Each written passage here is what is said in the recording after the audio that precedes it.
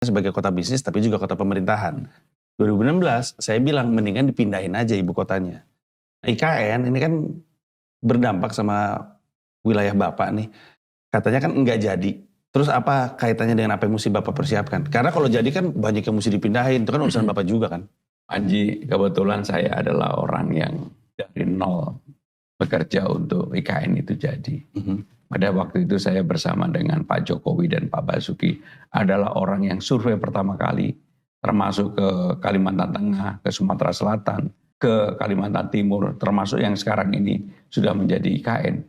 Dan diputuskan IKN, saya terlibat semuanya.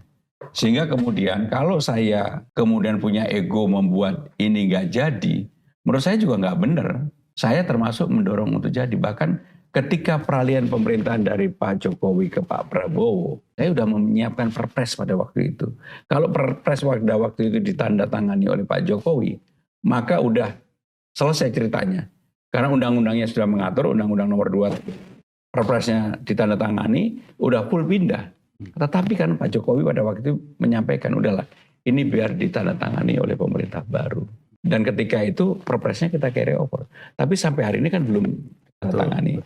Dan ada kemungkinan katanya 2027 atau 2028. Saya nggak melihat itu. Mau 27, 28, saya harus mempersiapkan bahwa Jakarta untuk siap menjadi kota global dengan branding yang berbeda. Kemudian yang paling utama kalau itu terjadi maka sebenarnya revenue Jakarta akan naik. Dari mana naiknya?